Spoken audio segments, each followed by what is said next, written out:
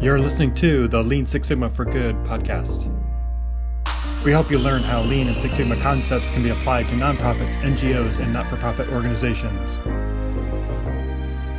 Visit us at leansixsigmaforgood.com. Okay, thanks everyone for joining. I've got Yvonne Howze here with me today. Thanks for joining the podcast with me. I wanted to talk to you about your work with nonprofits and how you've helped them improve and your journey with work and tying it to nonprofit work. So if you could tell us a little bit about yourself and how you got kind of started in your work career, that'd be great. Okay, I thought about that question, and it began with Miss Mumford's kindergarten. Miss Mumford played the piano with two fingers, but she sang, she belted out, her songs every day. And she had our kindergarten rocking. So that was a very fun experience. And they say everything you need to know about life, you learn in kindergarten. So what I learned was a lot from her, that I should have a song in my heart every day, that I should eat my vegetables, which I didn't do. And I never got a chance to go to recess because she would line us up at the door and make us hold our hands out. And then she would look in our hands and she would say, okay, you don't have enough pink in your hands, so you have to go back and eat your vegetables. So I never got a chance to go to recess. Okay, wow. So yeah, so that made me very studious over the years, like I'm never going to get a chance to play. So I just worked all my life. So I learned that in kindergarten. Then my mother passed away when I was 5. So my father and my grandmother raised me, and that was an education in and of itself. And then went off to high school, of course, and then I went to college. So from a formal education standpoint, I got my undergraduate degree in English at Talladega College, which is the sister college to Tuskegee, because most people know Tuskegee, but not Talladega. Yeah. And then I got my master's in education at UAB, with emphasis in special education. And then I got my doctorate at Vanderbilt University, and that was also in education. But over the years, I've done stints at MIT. I've done stints at University of Maryland, University of North Carolina, Chapel Hill. So I have always been inspired by education. So I'm a lifelong learner. And that is what I've learned and taken into nonprofit sector with me, is how do I help a nonprofit be the best it can be?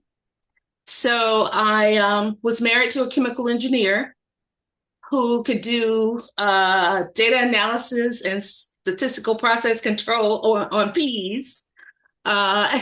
And so I became interested in the American Society of Quality and Control. That's how long ago it used to be. It's now just ESQ.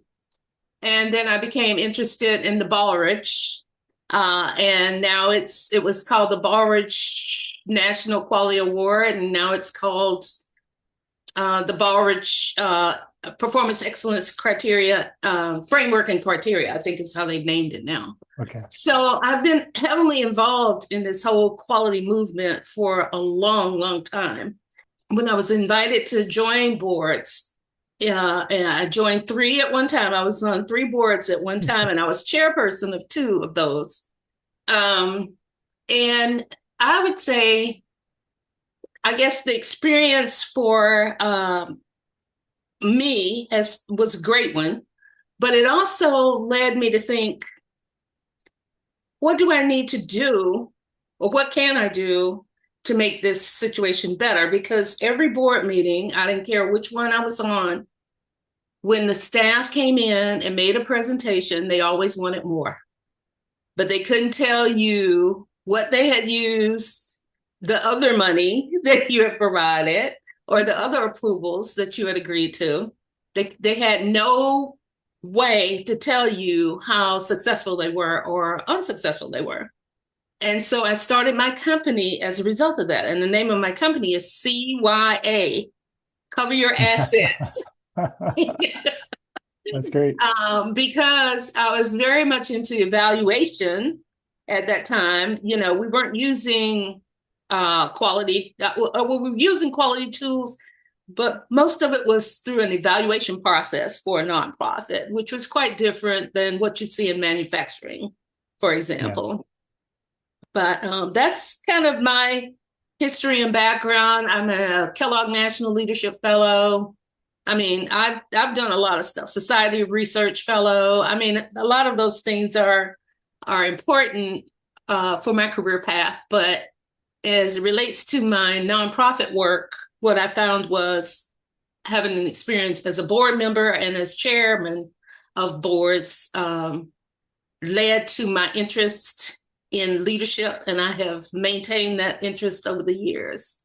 So that's kind of I mean, that's not a quick and dirty, but Yeah. that's how it has flowed. Yeah. No, that's great. Okay. It's really interesting how you landed in ASQ. What was the training that you were doing in education? Were you teaching classes? Were you administration? Yeah, I was in all of that. I started there. I started in education, and yes, I started as a classroom teacher. And then went to a principal, went to superintendent, and then I left education and went into healthcare, and then relocated to another state.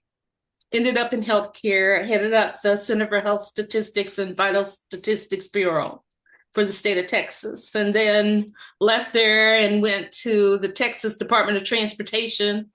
So all of the things that I was doing this master, what I declared myself as a master trainer. Other people are using that term now, which is so comical. I remember this guy calling me and saying, "How did you become a master trainer?" I said, "I just gave myself that name." Yes, it's self-appointed.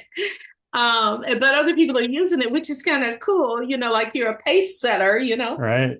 But yeah, I started out as a teacher, and then over the years became more active in quality. I did a 2 year stint at Anheuser-Busch Corporation. You know, I've just done a lot of things. It's hard for me to just put it all together in perspective, but yeah, I don't know, lifelong learner. That's Yeah. well, I think that gives you a lot of different perspectives, yeah. both consulting and working in different sectors. I mean, you talked about healthcare, Hmm. education, nonprofits. I mean, those are the big areas that, we're looking to bring these tools and skills into those fields. And I Yeah. know they have some things like that in place, but it doesn't seem like it's as mature as maybe other larger companies and No, organizations and some of the no. for-profit sectors. Yeah, government really is an area that I think could be expanded. Yeah. Um, well, okay, so I served on these three boards, right? And one of them was looking at employment of youth. Okay. And we were doing what we thought was a great job, but we were only looking at the numbers. How many people participated in our program? You know, we weren't looking at, you know, how successful they were, how long term their assignments were. Did they have problems with their supervisor? Was what we weren't tracking anything other than we have this group of people, we have some demographic data, and that's all we needed. That was how we Yeah. saw it, right? When I got, okay, so that's a nonprofit kind of mindset. Like if you're producing the numbers and you can show back to, because most of the nonprofits have grants, either state, federal, or local grants. And so at one time, all they were doing was tracking how many people participated, you know. But then it got to the point where I was saying, as a board member, you know, so what? And you know, of course, everybody would look at me like I was cross-eyed. You know?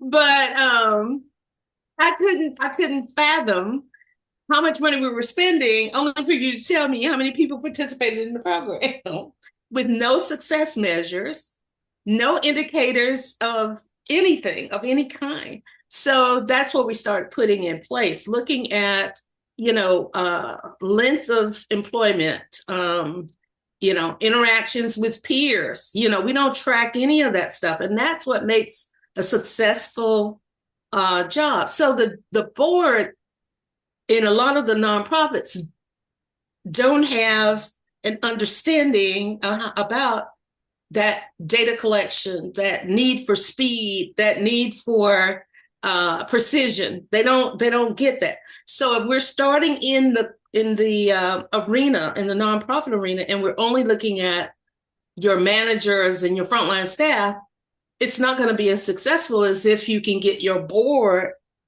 trained up, skilled, upskilled. Oh, I hate that word. But anyway, if you can get them to increase their knowledge, which is a Deming thing, then you can get them to support the initiatives that the staff are trying to take to the next level. So I always say to people, I'm big in leadership. So if we can go back and look at your governing structure within the nonprofit sector, then you can potentially have a better outcome than if we just take, let's say, Lean Six Sigma into the operation and say, okay, I think you could do this if you collect this data, or if you da-da-da-da. If you start with that board, you're going to have a better outcome, I think. But that's the nonprofit. In the government sector, you've got usually a deputy or a commissioner or something like that. They've got to be trained up too. And so when I went into the Department of Transportation and to the Department of State Health Services, that's the first thing I did was train my staff on, how do you team? How do you get together and create a charter, and how do you use a SWOT analysis? How do you use Pareto data? I mean, all of those things. And that was unheard of. When I walked through the door, and that was first in 2012, was in State Health Services, they were like, what is she talking about? But every single person, and I trained over 400 people in those agencies or more. I'm pretty sure it's more. Every single person whose life I touched that way got an advance of some kind, either a promotion, increase in pay. Some of them started their own business. So if you can get people to buy into not just mapping it out, but also tracking it so that you can see what the return on your investment is, then I think we get better traction and we get better results from people, and then they see the long-term benefits. So if I go back to some of the people that I've coached, mentored, trained, they're in top level positions now. And I'm looking at the LinkedIn and I'm like, oh, go girl. So I said, this is my mentee. This is my coachee. Oh, right. Okay, I'm good with that. So anyway, that's more than you wanted to know, I'm sure. No, that's exactly what I wanted to know. Yeah. So you're explaining that, we think of those maybe not even as that analytical of tools, but it's more team building and problem solving, and maybe just some basic data like Pareto charts and things like that, process maps, how to work together in a charter and put together, follow templates when you're going through and defining a problem clearly. Those aren't seemed as very exciting tools to learn, but they are so powerful and helpful, especially for organizations that don't have that structure or use those tools very often. Right. Yeah.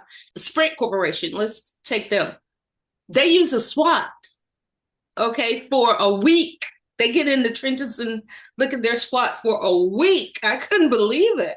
And as a result, now they're for profit, of course, but that's the kind of mentality that we have and kind of excitement that we've got to create within the nonprofit arena, where you don't have to be in there a week, but you do need to take, a pulse check of how the organization is going. And what we typically have is we overwhelm people with the agenda. So when the board meets, for example, They've already got a board packet. Can you imagine? You got a big old thick packet that you got to be prepared to talk about in the meeting. Nobody's paying attention to that. We all know the attention span of the person. I mean, this is research from long ago. Is that person's age in minutes plus 1 minute? So if you have some 35-year-olds sitting there, you lost them after 36 minutes. If you have, and then people take issue with, well, what about a board member that's 75 or whatever, Are they going to last 76 minutes? No, because they have to go to the restroom. I mean, come on. But you're going to have common sense when you're dealing with governing boards anyway. And there's a lot that they can make happen within those nonprofits, but they need some direction, they need some help, and they need some training, and they need some tools. We talk about the 7 quality tools, and they're great. But, do I really want to learn how to do a fishbone? Do I even know what a fishbone is? Yes, I get that from Captain D's. Wow. That's how they would see it. Of course, you're in Florida like I am, so we know seafood very well. Or, you know what I'm saying? But you go in and you say, well, let me teach you a fishbone to the average board member. They're like, what's a fishbone? But yeah, so helpful. And to know that that's what they're going to expect from their staff and, directors, that where is your fishbone and where is your Pareto and how did you get to this answer? Because I think that's, people are going to come up with answers no matter what approach they take, but the being able to go back and say, show us the logic on how you got here with the data or the interviews or the survey results or something that's guiding them so that we know that this is going to result in something positive. And if we don't have that data or the information or interviews or observations to go with it, then we're just guessing, and that's not very good. No, I'm very much a proponent of the systems thinking process. In fact, I wrote a book about it and the companion handbook, because what I was finding was we're trying to do things piecemeal. We just do bite-sized pieces of things and then we go on to the next thing. But if you can get people to start thinking, the executive director of a nonprofit, for example, to start thinking holistically, using a systems thinking process, not breakthrough, because, technology's out there. It's going to, you break it, you fix it very fast, not design where you're only looking at your customers and their feedback, even though that's important, but looking at your entire organization and looking at it from the standpoint of the leadership, standpoint of planning and strategy, standpoint of teaming and valuing of your customers and your employees, standpoint of data collection, analysis, and that whole continuous improvement process. Project management is critical. Process improvement is critical. They don't know how to flow chart. I could go down that whole list. And so your executive director has to, there it goes again, upskill in order to be that liaison between the board and their staff. And so that's an entry point also. It's like in a school. I was just telling somebody the other day, you want a job in a school, you can go through the state's application process, but you better go down there and talk to that principal that's running the school that you want to work in, because that's where the decision is going to be made. So we've got a lot of work that we could do to try and up people's skill sets. They can know where they stand. So when the data comes in, not only do you have to collect the data, you've got to analyze that data, and you've got to use it for decision making, and you got to use it for improvement processes. And if they don't know how to not only collect it, but analyze it and use it for information, you've wasted a whole bunch of time. Yep.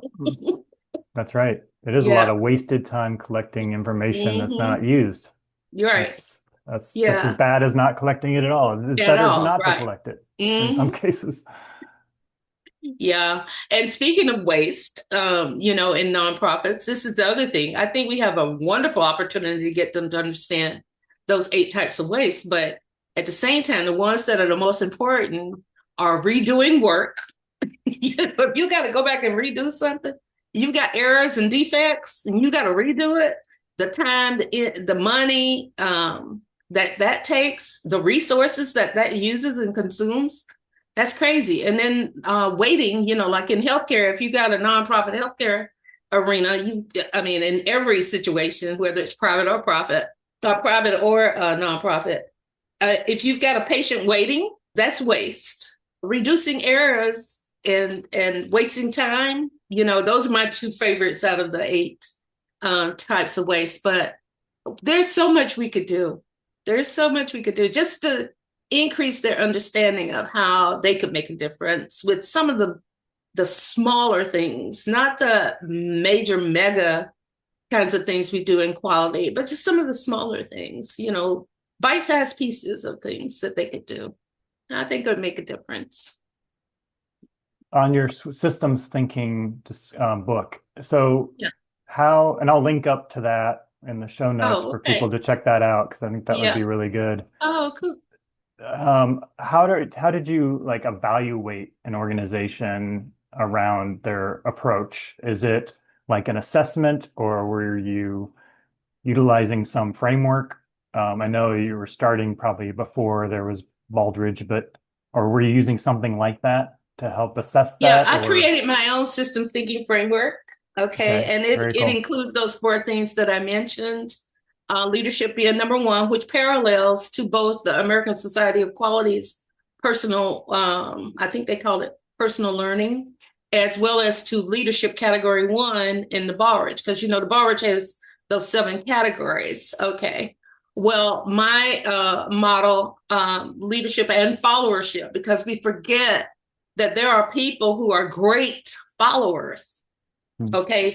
And they don't want to be in a leadership role as we think about it, but they also have to realize that that's a very fluid spot to be in, because the leadership is driven by mostly by the situation at hand. So sometimes you need to be a follower. Sometimes you have to take the leadership role. So if the fire alarm goes off, you're not going to sit there and ask somebody, should I leave the room? No, you're going to get out of the room. That's a leadership role. So that first focus area is what I call my framework is leadership followership. The second is strategic planning, even though Baldrige is now, they used to have strategic planning, but they changed it to strategy now. And it's gone through several iterations. It's been planning and strategy. It's been strategic planning or whatever. I've stayed with strategic planning because in the organizational work that I do now, that's the term that they most understand. And it's easier to get them to do a PDSA, for example, plan it out, do it on a small scale, study results, and then act. So they can reduce this chaos, because everybody wants to take off and do something without planning it. They don't think about where they are in their current situation. They don't think about establishing some preliminary goals. They don't think about setting that strategic direction. So that's my second focus group is strategic planning, focus area, strategic planning. The third is, like I said before, teaming and valuing of employees and customers or patients or whatever stakeholders. And that's where I teach, like when I do the instructional pieces of it, that's where I teach how do you team? How do you create a team charter? How do you evaluate that team's work? That's a good one. And what are the roles and responsibilities of the people on the team? All of that stuff has to be clarified. You can't just limp along. Same thing with your patients. You can engage them in teaming. You can use surveys to get feedback there. You can get focus groups. You can get interviews, questionnaires. You've got all kinds of things that you can use to determine whether or not your customers are happy, your employees are happy or satisfied or whatever. But I like the word delight, Brian. Satisfaction is not good enough for me. I like delight, and I guess that's because I'm a Mickey Mouse fan, So, it's not just on with the show, as Mickey would say, but also how do we have fun, and how do we encourage other people to engage in such a way that they enjoy being in the position that they're in and the work that they're doing. Okay, so that's that whole thing. So employee recognition and appreciation is all part of that teaming process or teaming and valuing of people. And then finally, the continuous improvement, data collection analysis, project management, and then your process improvement. That's how my thing is set up. Now, under the Baldrige, you've got categories 4 and 6 that look at results. And you've got category 3, I believe now, that's human resources, in category 5. No, category 3 is customer and category 5 is resources. So it's similar in the sense, but at the same time, it's not as cumbersome per se. And I can simplify it through the training and people really get it. They can wrap their minds around the concepts and they're not lost, trying to answer a question, because that's mostly what Baldrige is. It's non-prescriptive, it asks questions, and you're expected to have a response to those questions if you're going to apply for the award, which is all about improvement anyway. So, yeah. But mine is more, let's do some fun stuff to get you to understand what it takes to run this organization and get the data that you need about your clients or your patients and your employees that are going to make a difference and create change, not just for the sake of change, but change that's going to be meaningful. So, Did you design this for specific types of organizations or any organization? you can use it for anybody. Yeah. Mm-hmm. Yeah. So the books are systems thinking model for the education and training of performance excellence. It's a long title. And then there's the tools companion handbook that goes with it. And then I just recently wrote a book on leadership. It's Leadership Stupid. And it's been gaining quite a bit of traction. It's a fun read, though. The others are more academic and more intellectual. This latest one is just about my childhood through adulthood and the experiences that I had becoming a leader. When I was planning to run away from home, and my grandmother said, none of that stuff belongs to you. So now she's gonna make me, those clothes on your back don't belong to you. Oh, okay. I Oh, don't think wait. I want to run away from home nude. Yeah, but it's a fun read. So Yeah, that sounds good too. I'll put that in there too. Let me pause for a moment to tell you about our sponsor. Creative Safety Supply is a great resource for free guides, infographics, and continuous improvement tools. I recommend starting with their 5S guide. It includes breakdowns of the 5 pillars, ways to begin implementing 5S, and even organization tips and color charts. From red tags to floor markings, it's all there. Download it for free at creativesafetysupply.com/5S. Speaking of delighters, this came up the other day. That's why I'm asking. How does that connect with like an improvement program and having systems thinking and alignment to strategy and planning and all these elements? How can an organization tie all that together? Because, yeah, I think a lot of the improvement work is more about meeting the customer needs, right? Like we're lacking in somewhere. We need to get to that minimum level or get to that threshold that they're expecting. Like, and usually it's not like exceeding that. And so I think that could be a missing part, is that we're not shooting for the delighter status with the customers. We're just trying to get to a point where they're not upset or frustrated with us. And so I don't know if that you have yeah. thoughts on that. Okay. Well, the thing that comes to mind, because you're in Florida, so we know that Orlando is the home of the mouse. That's the house of the mouse, right? Yep, yep, Okay, so you ever been to the house of the mouse? You ever been yep, to? I have. Okay, all right. So the example that I would give you about becoming delighted, and that we can, what Disney calls copy and steal everything. Is if you've ever been on the Tower of Terror. Okay, so there's a ride or in the park called the Tower of Terror.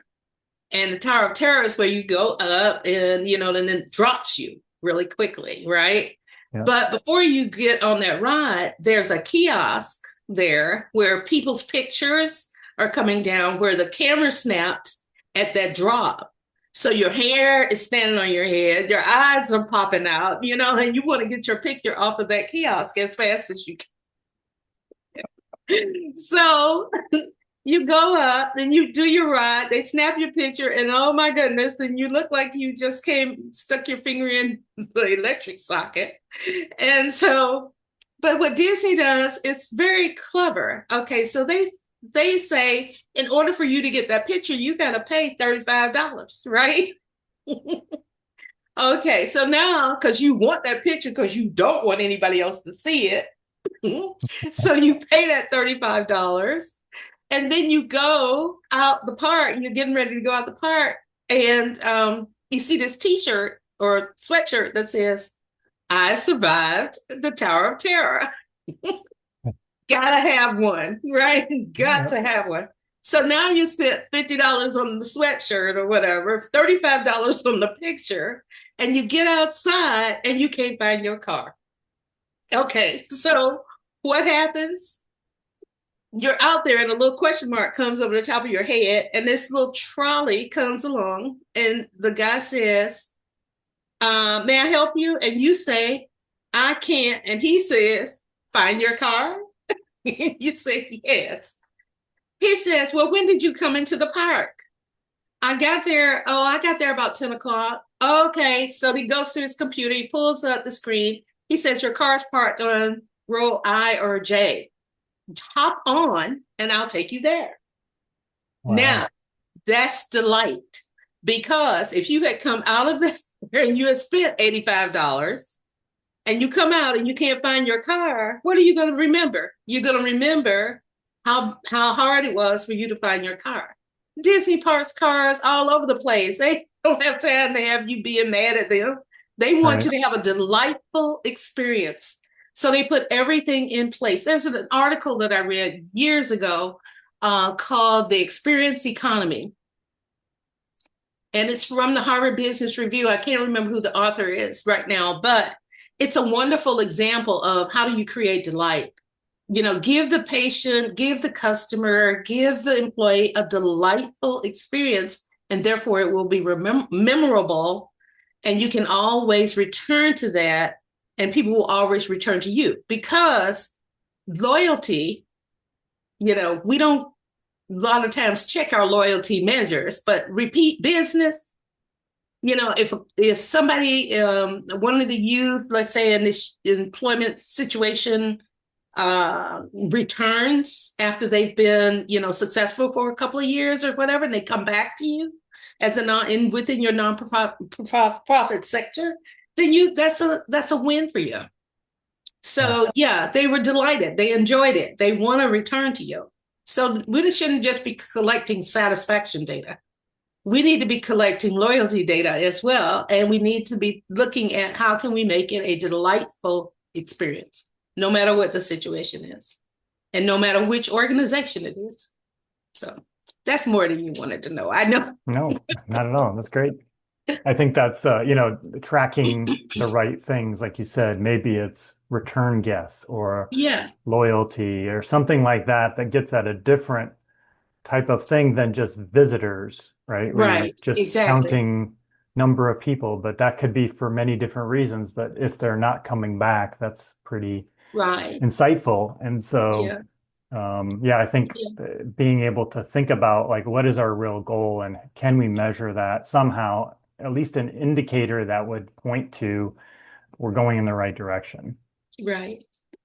And you can always ask your clients or your customers, your patients, I love focus groups. I wrote an article about that for ASQ. Focus groups is I consider it a qualitative measure that you can use, or a process that you can use.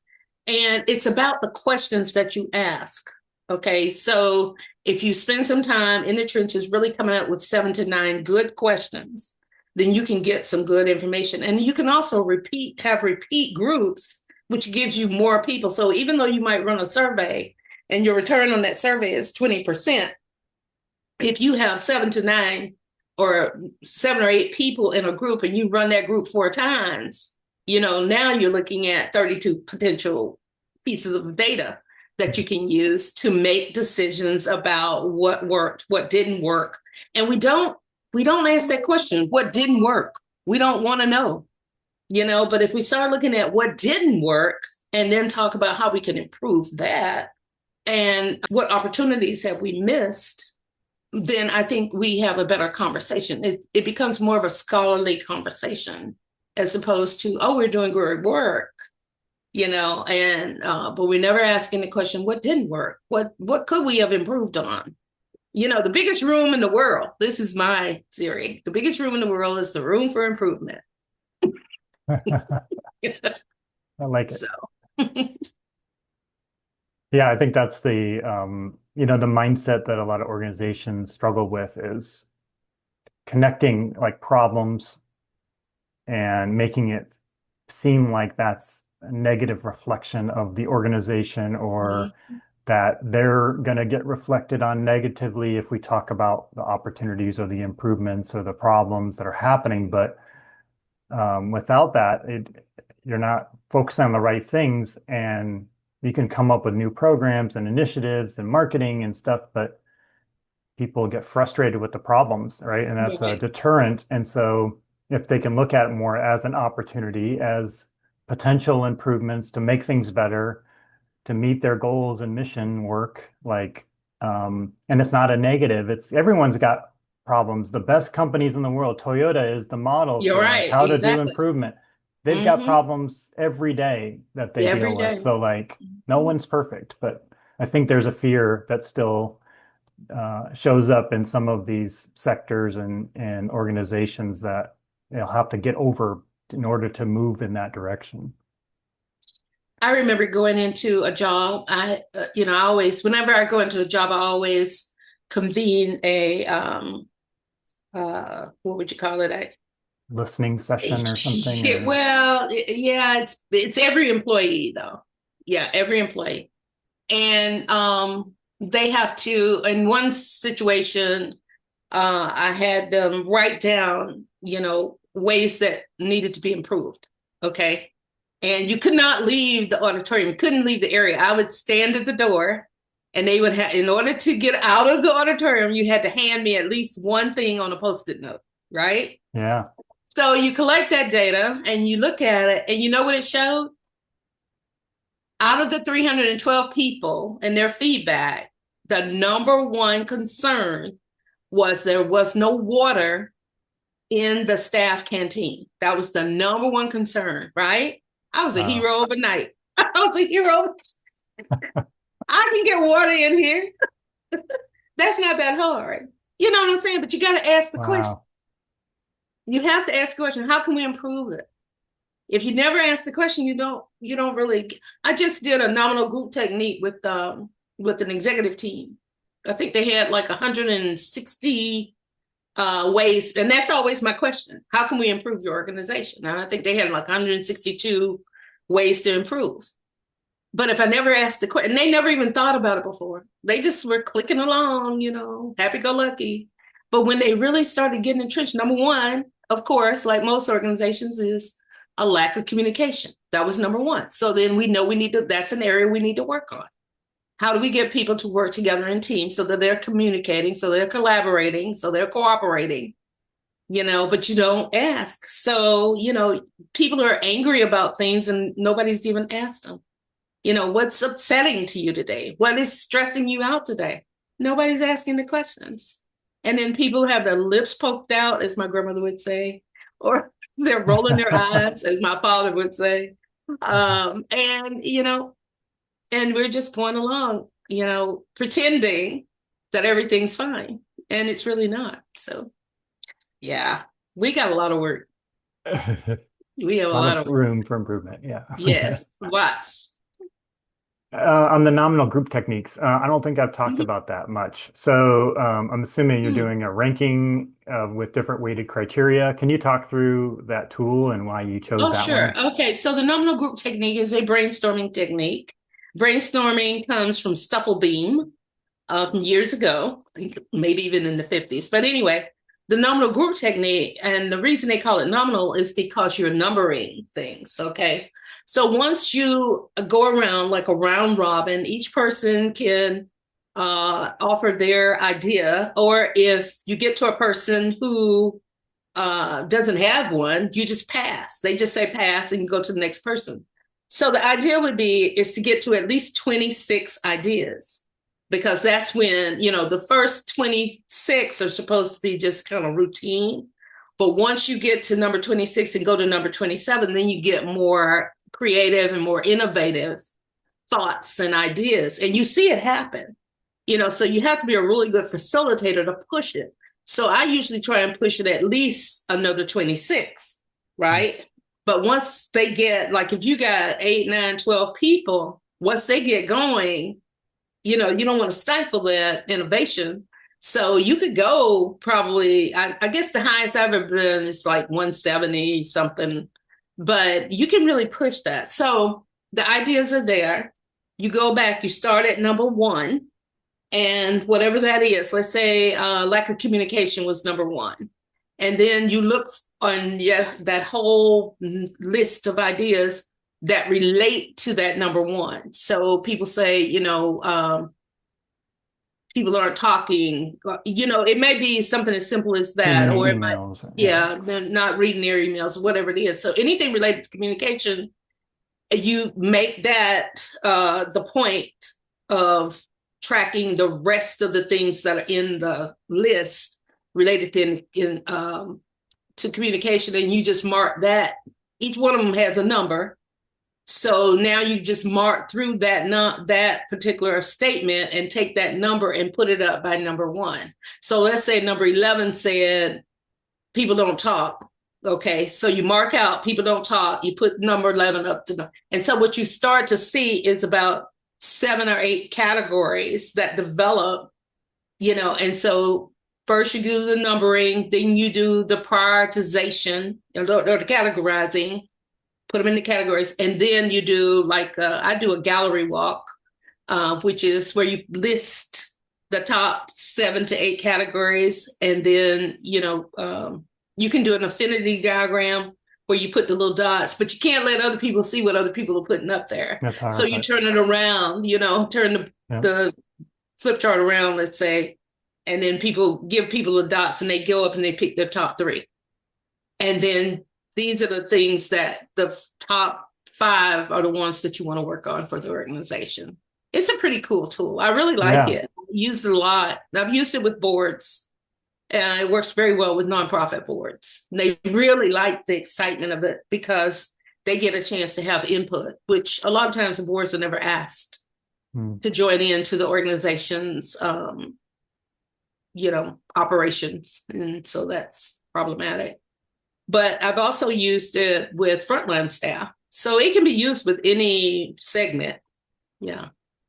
I think that's nice is because there's a lot of things that are complicated and you don't have all the data to be able to just look at the numbers and say we're going to solve this one problem because it's the biggest one, right? So I do like the ability to bring in everybody's views and perspectives and thoughts around importance, and there's a lot of knowledge that's not captured in data. So it helps, I think, pull out those key things when they're voting. It's like all that knowledge and information experience is all coming to the front when they're doing that voting, which hopefully gets people to say, yeah, those are pretty important. And number 2 and number 4 were the ones I voted for. So I'm excited for this initiative to begin because they could see how their problems were being reflected in part of the solution that's going forward. So yeah, I think it is a good tool. Well, the other thing that happens that I do after it is I turn it into what I call a GPS, Greatness Positioning Strategy. And it's 18 months. Okay, so the goals that they identified are those categories are now their top goals. Okay, and the activities or the things that they suggested become part of the strategies. Okay, and then we create metrics. How are we going to measure these strategies? So now you've got an 18-month, if you look at the PDSA cycle, using it that way, you've planned it out, You're going to try it out for 18 months before you act, and try it out for 18 months, study the results, and then act. Okay. And I see. then that prepares you to have a 3 to 5 year strategic plan. See, most people just want to hop to the strategic plan. But for me, it means having that piece in there that allows them to have trial and error, to collect some data, to analyze, are these the appropriate metrics? Do we need to add some other things? Can we use success indicators that don't have a rank or a rate or a number or a percentage? Are there other things we could be using that would also indicate success and better results for us? So that's why I like the nominal group, because I can turn it into this 18-month GPS. This is what it's called. Yeah, And I and like it's that. and the organizations like it too, because now they have a working document. And you can put your teams in place using it. And then they can have, feedback about whether it's working or whether it's not working and what other things are possible. So it's a pretty cool tool. And so after 18 months, they're starting to now reflect back. So would it be like every couple of years they would go through this exercise and reassess now where are we at? Or is it like after the end of 18 months, you'd come back with that nominal group Well, you techniques start to, around 15 months, three months out, before yeah. you get to that 18 months. And then that's when you get in the trenches and start thinking about where you've been and where you want to go now. But at that point, I would switch to a SWOT. Okay. That's what I do. Yeah. I mean, I've got other tools. I use the idea map. I don't know if you're familiar with that. I see that's the other thing. We've got a lot of tools that are out there that are also creative. You got the 6 thinking hats Hmm. out there. You got the Yeah. idea map out there, mind mapping. One of the practices that I use is something called a reflective practice. So I've learned over the years that there are so many tools that are available that you can pick from. Like I was picking on the fishbone, but I had a staff member, that's the only tool she would use. That was her favorite go-to. And then I have other people who really liked the Pareto. Like I got a guy that I trained years ago. That's the only tool that he really likes. And he's all the way in Indiana now, and he's a top level executive in EPA. I mean, so, people have their favorites. My Yeah. favorite is the idea map, but okay. Can you explain that one for everyone? Oh, the idea map, you know it. It's nothing but mind mapping. It comes from Okay. Tony Buzan from the 1950s, which is where you put the little circle in the middle and then you bubble out. So if you wanted to start a restaurant, for example, you'd put restaurant in the middle bubble, and then you'd ask yourself what else needs to be considered to start this restaurant. So you'd have a bubble for menu, and on that bubble you might have Italian, Southern fried, whatever, and then you'd have location as a bubble, downtown, uptown, around town, whatever. And then you have dollars, of course, because you got to have license, you got to pay a payroll. And so the idea map is just that. It's just to generate ideas. It's a mind dump. It doesn't mean that you have to solve anything, but ultimately you come back with some things that you can do. So yeah, Yeah. that's my. Mhm. No, that's great. But And I you think got computers that'll do that now. You got software that'll do it for you, but I'd still do mine hard copy. yeah, I think it's the engagement with everybody and Yeah, building the conversations and capturing it and showing the connection. But yeah, it's the exercise going through those that helps you decide what to do next, whether it's directly hmm, from the map or the tool you use. But it's at least creating a framework for discussion, which I right. think a lot of these tools are really good at. It's almost like it doesn't matter what tool you pick as long as it's Hmm. something related that's going to help you have those conversations. And I try to Exactly. remind people it's not about the tool. It's the tool is a way to help you get to something. And we need to use tools just because it gives us guidance versus just allowing someone to dominate the conversation or Hmm. having it disorganized or not having a voice for everybody. Hmm. So, yeah, it's more just let's pick a tool to use for this conversation. And Hmm. it may not be the right one exactly, but it's probably better than if we didn't use something. So I think that's great to Yeah. people to learn some of these different techniques to try out. Yeah. And they're not too difficult, right? Once you No. practice them or do them once, even if you mess up, it's still going to Yeah. probably result in a good So, outcome. yeah, Yeah. exactly. I think Yeah. encouraging people to build confidence to say, let's try a tool. Let's try the fishbone. I've never done one, but let's give it a try. I'm sure it'll be okay. Can't screw it up too much. It's hard to screw them up. Yeah, Yeah. you have to try them out. Yes. And see, and like I said, people have favorites, they learn over time to have favorites. So Yeah. anyway. That's good. Any other suggestions or thoughts for people getting into, let's say, nonprofit or government agencies? Any lessons learned or things you'd give to people that with some background in improvement or interested in learning more about improvement that could help these organizations do better and get more accomplished? Ooh, that's a tough one. But the thing that comes to mind comes from John Cotter. Um, and he didn't say it exactly like this, I don't think, but this is how I've interpreted it. It's never get seduced by your track record. Just because it worked one time doesn't mean it's going to work the next time. So don't get seduced. Don't get. Um, a friend of mine asked me one time. Well, he is actually my accountability coach. We meet on the weekends sometimes. So he asked me. He was talking about pathways, and he says, "So what pathway of advice would you give younger people?"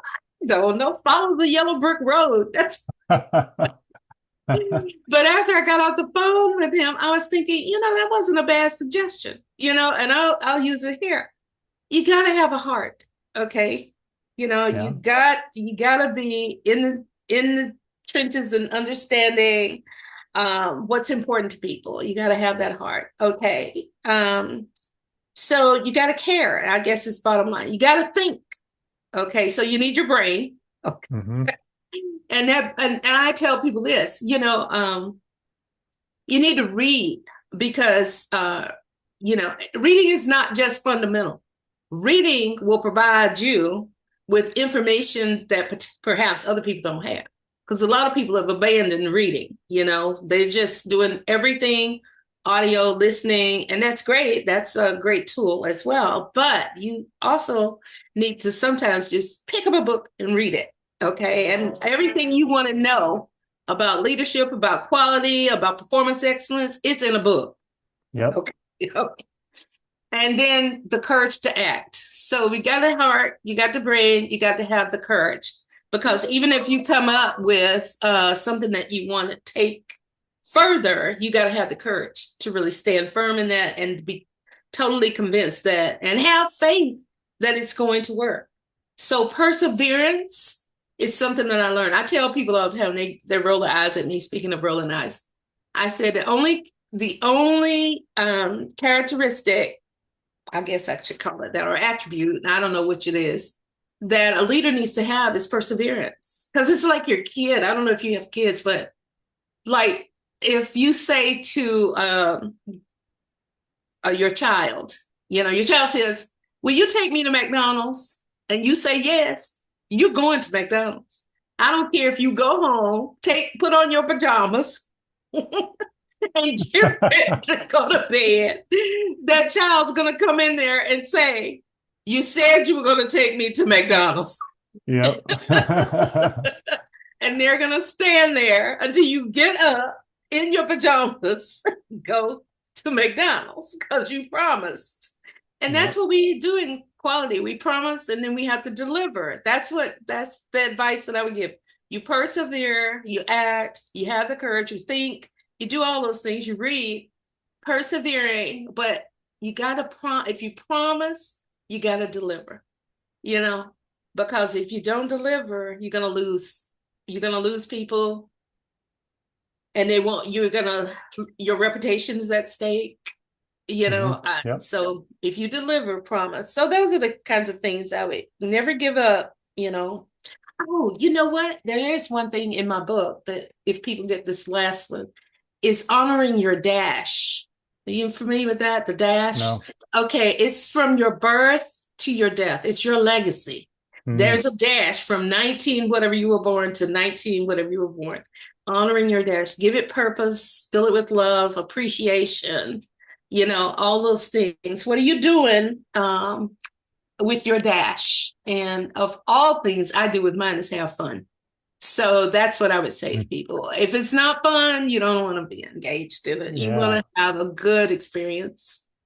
So I And it don't know. could be fun. Yeah, we should make it fun to Yeah. get people engaged and more Hmm. interested in improvement when they feel like it's not a chore or a bad Right. thing or a Hmm. yeah, we could definitely use help on making that more fun. That would help. Yes.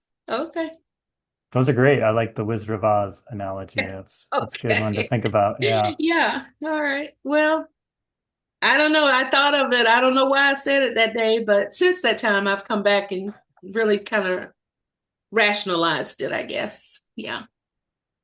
Yeah, I think it's being able to speak up and talk about problems and be persistent to be able to follow up. I know that's been something I think I've done well is, hey, where are you at? Let's keep it going. I know you're stuck. Mm, I know it's frustrating. I know you got a lot of stuff on your plate. Let's right. keep going. Don't forget about that. Let's finish that project up. I want you to get certified. I want you to get that problem solved and get people saying thank you for reminding me, thanks for following up, thanks for getting Yes, me back on track, exactly. right? It's there's so many things that we can get distracted with, so it sometimes Hmm. just needs that persistent kind of chip away at it. You'll get there, keep going. It's gonna be okay. We're gonna get to the end, but it's easy to want to start something new because it's fresh and exciting, but the hard part is really sticking with it. Yep, it sure is. Well, great. This is wonderful. We've already got an hour going, so it goes fast. Okay. Yeah, it does go fast. Well, I hope it will help, and people get a better understanding a little bit more about the Yes, nonprofit definitely. sector. And in terms of me, I'm doing profit work right now, for-profit work right now. I'm not really engaged in the nonprofit arena, but if people have questions or need to talk or, I'm Yeah, certainly what are some of the available. things you're offering right now? Is it like your systems thinking assessments or is it training? Or If people want to take the Gallup assessment for strengths finders, I can certainly work with them and interpret that information for them okay. so that they look at their top 5 talents, for example, because I believe, and it's the Gallup's philosophy that you focus on the things you're good at. Yeah. Don't spend a whole bunch of time on trying to do things that you're deficient at because you're never going to get better at those. Mm. But if you take that same amount of time and energy to um, propel yourself to look at the things that you are good at, you're going to get better at those. Hmm. So, the Gallup assessment, if somebody wanted to take it and then contact me and I can interpret what it means, that'd be fine. I do offer executive coaching. I only take 3 clients a year though. And right now I have one opening coming up in 2026. I do the performance training. I haven't done a virtual, but if people wanted me to do that, I could certainly do that. I don't know. I just have a lot of stuff. I got Yeah. books, I got t-shirts, I got all kinds of things. Because leadership, like I said, my focus is leadership and it's hard work. Yeah. It is really hard work. But if you don't have it, you can't get good data. Okay. And you certainly can't get to excellence. Okay. So you got to have it. And in the nonprofit arena, you're going to start looking closer at what we're doing with the boards, because I think that can affect a lot of changes that would be necessary. So that's kind of where I am. So And how can people get a hold of you if they want to reach out? it's my first name, my last name, no dot, no space, at Bell, South.net. Okay. And then I'm on LinkedIn under Yep. my name. I'll link to Um, that too. Yep. yeah. And then I have the website, the CYA website, cover your assets website. Okay. Is And this it spelled out has like that, or what's the domain? CYA consulting .com. group.com. Okay. I was going to tell you that my company is named after my grandsons, Christopher and Andrew. Mm. CYA. Okay, and my Okay. name. So That's great. I know you would Multiple die to know that purposes. Yeah, information. right. You would not be able to get through the weekend without knowing that, right? What else does it mean? What's the hidden meaning? Yeah. Yeah. Well, All right. Well, I thank you, appreciate Brian. your I time so appreciate much. it. Yeah, it was Oh, yeah, wonderful it was talking to fun to you, do. and yeah, hopefully we'll connect up again somehow. Okay. Well, let Okay. me know. All All right. right. Thank Have a you so great much. weekend. You too. Bye. Bye. If you like this topic, please check out the Lean Six Sigma for Good book series with the subtitle Lessons from the Gemba. We now have both Volume 1 and Volume 2 in paperback, ebook, and audiobook. Each volume has 8 chapters written by different Lean Six Sigma practitioners who have applied their skills to nonprofits, NGOs, not-for-profit organizations, and government agencies. Proceeds from the book sales are split evenly and go to the nonprofit selected by each author. Go to lean6sigmaforgood.com or search Amazon for Lean Six Sigma for Good. These books make a great gift for your process improvement team or someone you know who works at a not-for-profit organization.